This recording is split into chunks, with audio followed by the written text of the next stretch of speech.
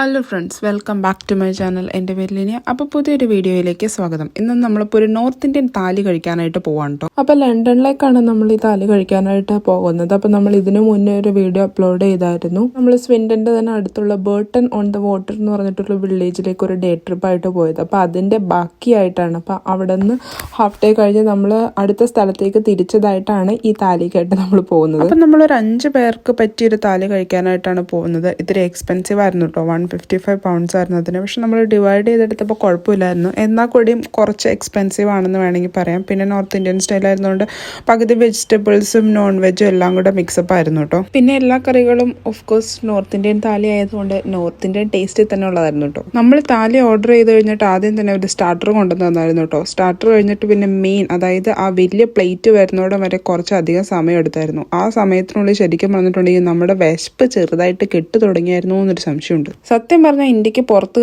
കടന്നു കഴിഞ്ഞിട്ടുണ്ടെങ്കിൽ എന്ത് നോർത്ത് ഇന്ത്യൻ എന്ത് സൗത്ത് ഇന്ത്യൻ ടേസ്റ്റുള്ള ഫുഡ് കിട്ടുന്നത് തന്നെ വല്ലാത്ത ഭാഗ്യം. പണ്ട് നമ്മൾ പൂനെയിൽ വർക്ക് ചെയ്തുകൊണ്ടിരുന്നപ്പോൾ നിന്ന് ഹോസ്റ്റലിലെ ചോറും കറികളൊക്കെ ഞാനിപ്പോൾ ആലോചിക്കാറുണ്ട് കേട്ടോ. അന്ന് അതിനൊക്കെ വലിയ കുറ്റമായിരുന്നു. ഇന്നിപ്പോൾ വല്ലാണ്ട് മിസ് ചെയ്യുന്നുണ്ട്. ഫുഡ് ഉണ്ടാക്കി താഴെ വെക്കും. നമ്മൾ പാത്രം ചെന്ന് അവിടെ നിന്ന് എടുത്ത് കഴിക്കുക, പാത്രം തിരിച്ച് അവിടെ തന്നെ വെക്കുക, കഴുകി വെക്കാൻ വരെ അവർ ചെയ്തോളും. അന്ന് അവിടെ നിന്ന് കിട്ടിക്കൊണ്ടിരുന്നൊക്കെ എന്ത് ഹെൽത്തി ആയിട്ടുള്ള സാധനങ്ങളായിരുന്നു എന്ന് ഞാനിപ്പോഴായിരുന്നു കേട്ടോ ആലോചിക്കേണ്ടത്.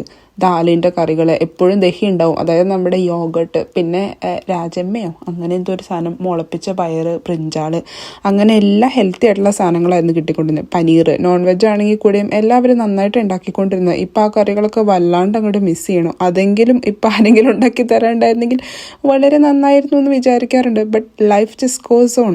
ഒന്നും വേണ്ട, നമ്മൾ പഠിച്ച കോളേജിലെ സുമചേച്ചി ഉണ്ടാക്കുന്ന കടലക്കറി ഉണ്ടല്ലോ, അത് പറയണതിൻ്റെ ഇടയ്ക്ക് പറയാൻ വിട്ടുപോയി. ഇതാണ് ഇവിടുത്തെ മെനു കാർഡ്. അതിൽ ഓരോ സാധനങ്ങളുടെ റേറ്റും കാര്യങ്ങളൊക്കെ കൊടുത്തിട്ടുണ്ട്. അത്ര ചെറുതായിട്ട് വീഡിയോ എടുത്തേക്കുന്നതുകൊണ്ട് അത്ര വലുതായിട്ട് കാണാൻ പറ്റുന്നുണ്ടാവില്ല. അകത്ത് കയറിയപ്പോൾ ആംബിയൻസ് ഒക്കെ കൊള്ളായിരുന്നു കേട്ടോ. പഴയ ഒരു ഇന്ത്യൻ കടയുടെ സെറ്റപ്പ് ഉണ്ടാക്കിയെടുക്കാനായിട്ട് അവർ ട്രൈ ചെയ്തിട്ടുണ്ട്. അപ്പം നമ്മുടെ സ്റ്റാർട്ടർ വന്നു. ഒരു പാത്രത്തിൽ സമൂസ ചാട്ടായിരുന്നു. മറ്റേ സാധനത്തിന്റെ പേരെന്താന്ന് ഞാൻ മറന്നു പോയിട്ടോ. നമ്മൾ വിശന്ന് ചെന്നതുകൊണ്ട് തിന്നാൻ തുടങ്ങിയപ്പോൾ എല്ലാ സാധനങ്ങൾക്കും വല്ലാത്ത ടേസ്റ്റ് ആയിരുന്നു കേട്ടോ. 2 സാധനത്തിന്റെ ഒക്കെ പേര് സീക്രട്ട് ചിക്കൻ, സീക്രട്ട് മട്ടൺ എന്നൊക്കെ പറയുന്നത് കേട്ടോ. പിന്നെ ഓഫ് കോഴ്സ് നമ്മുടെ ബട്ടർ ചിക്കനുണ്ട്, ബട്ടർ പനീറുണ്ട്, പിന്നെ മറ്റേ നമ്മുടെ പച്ചക്കറി രായ്മ, പിന്നെ ദാലില്ലാത്തൊരു പരിപാടി ഇല്ലല്ലോ. പിന്നെ കടലക്കറി ഉണ്ടായിരുന്നു, വടപ്പാവ് ഉണ്ടായിരുന്നു, വടപ്പാവല്ല പാവും അതിനുള്ള ഭാജി ഉണ്ടായിരുന്നു. പിന്നെ starters chicken kebab, Panipuri bombs. This one is lamb curry, tender lamb curry. This one is secret lamb curry. This one is chicken moili mixed with the malai tikka. There is a mold makhani butter chicken, puri daba chicken curry. This one is secret chicken, cinnamon chicken salad. And this one is vegetarian. This one is bhaji and some pav. And this is a bedmi aloo potato curry, paneer makhani, and this one is butter chicken. This one is white chickpeas aloo chole curry, Punjabi rajma kidney beans.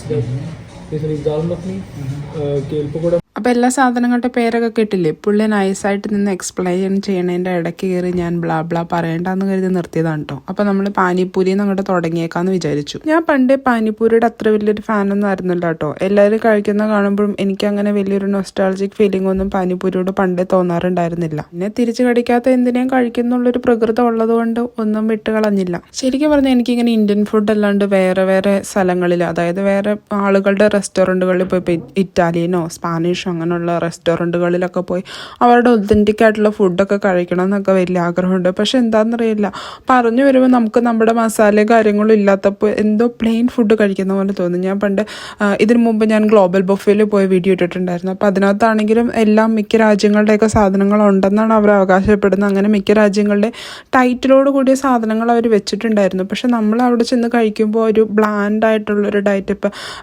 മീറ്റുകളൊക്കെ ആണെങ്കിൽ എല്ലാവരും deep fry ചെയ്തെടുത്തേക്കുന്നു, ഫിഷുകൾ deep fry ചെയ്തെടുത്തിരിക്കുന്നുണ്ടെങ്കിൽ അല്ലെങ്കിൽ വെറുതെ വെള്ളത്തിലിട്ട് വേവിച്ചേക്കുന്നു.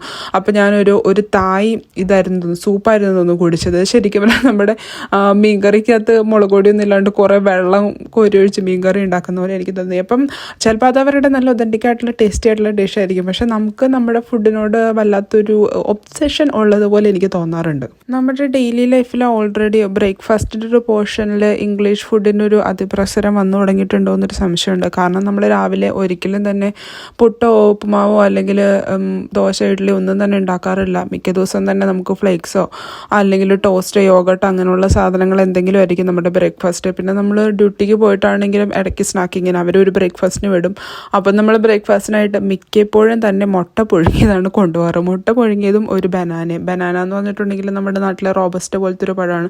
അങ്ങനെയൊക്കെയാണ് നമ്മുടെ breakfast. ലഞ്ചാണ് നമ്മുടെ ഒരു Indian food എന്ന് പറഞ്ഞിട്ടുണ്ടെങ്കിൽ ചോറും കറികളൊക്കെ ആയിട്ട് മിക്കപ്പോഴും തന്നെ അങ്ങനെ തന്നെയാണ് കഴിക്കാറ്. അങ്ങനെ കഥയും പറഞ്ഞിട്ട് നമ്മുടെ താലി ഓൾമോസ്റ്റ് ഫിനിഷ്ഡ് ആയിട്ടുണ്ട്. മുഴുവൻ കംപ്ലീറ്റ് ആയിട്ട് തീർക്കാനായിട്ട് നമുക്ക് പറ്റില്ല കേട്ടോ. എന്നാലും നോൺ വെജിൻ്റെ സാധനങ്ങളൊക്കെ മിക്കതും നമ്മൾ തന്നെ തിന്ന് തീർത്തിട്ടുണ്ടായിരുന്നു. അതുപോലെ തന്നെ വെജിറ്റബിൾസിൻ്റെ കുറേയൊക്കെയാണ് ബാക്കി വന്നത്. ഇവരിതിനകത്തൊക്കെ പെട്ടെന്ന് വയറ് നിറയാനുള്ള എന്തെങ്കിലും സാധനം കലക്കി തന്നിട്ടുണ്ടോ എന്ന് എനിക്കൊരു സംശയം. ഞാൻ ഇതിനേക്കാളും നല്ല പെർഫോമൻസ് നടത്തിക്കൊണ്ടിരുന്ന, പക്ഷെ ഇപ്പോൾ പഴയ പോലെ അങ്ങോട്ട് ഫുഡ് കഴിക്കാൻ പറ്റണില്ല.